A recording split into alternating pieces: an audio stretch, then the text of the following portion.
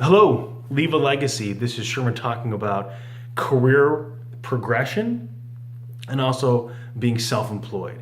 This one is ideal conversation for the college student or the professional that just hasn't yet figured out really where they want to go with their overall career. And so where I want to step back is I want to take you back to old school.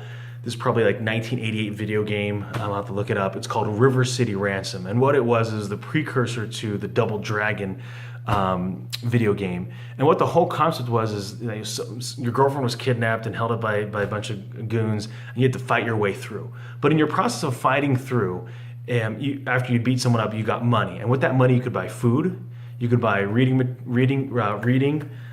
books, other reading material. You could buy other tools, and what it did, it allowed you to get stronger. So you increased your stamina, your willpower. You could punch quicker and kick quicker. You could jump higher. You could throw things further.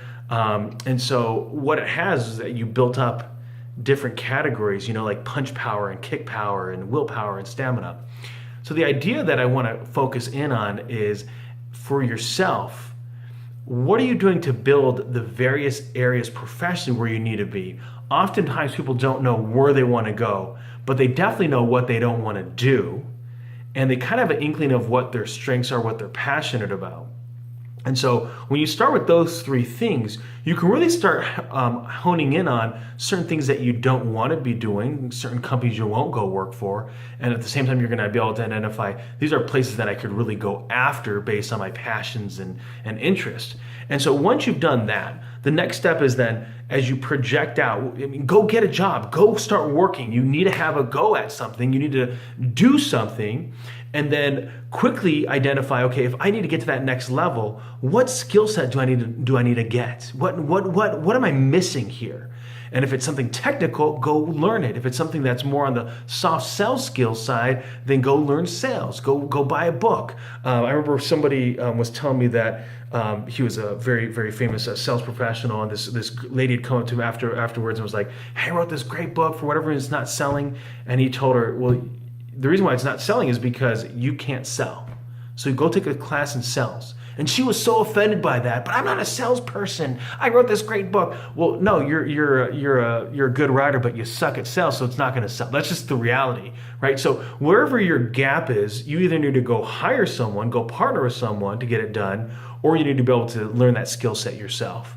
And that's what I find for a lot of professionals that they don't understand is that this is not our grandparents' workforce anymore or industry, is that what you're going to find is your professional career and development and progression is going to be based on you grabbing different things, skill sets, licensings, knowledge, experience, leadership skills in order to get to that next level, whatever that means to you. So for some people, they get so fed up they decide to become an entrepreneur. And then unfortunately with that is that now all the gaps can be seen on your scale. What are you missing? The difficulty is that, are you quick enough to shorten that gap to make it really, really productive so you can actually earn a living? And one thing just to note is that a successful person that deliberately goes out every single day doing exactly what they want to do, to me, that's success. Money is just a byproduct of understanding exactly those business gaps. They're not one and the same. I can find someone that's extremely passionate about, seriously, no exaggeration, like running the front of the Walmart or going and getting the carts, and that's what they want to do. They literally enjoy that. They enjoy that role.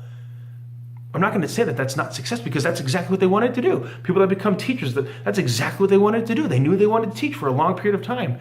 It doesn't mean though that income matches that passion. Now, if you learned business school, if you learn like the business of earning a living, of earning money in that teaching capacity, then you would then find the next evolution in teaching in order to drive more income. And those are two separate things that run on it. So as you identify your passions, identify what you don't know, then figure out what are you missing. Is it leadership skills? Is it sales skills? Is it people skills? Is it managerial skills? Because leadership and management is completely two separate things. Is it motivational skills? there's a whole multitude of different things that you can start getting better at from a skill set perspective in order to make yourself that much more marketable and that much more effective in the marketplace. Question that I have for you is, what are you working on in regards to your skill set to get to that next level? Have a fantastic day.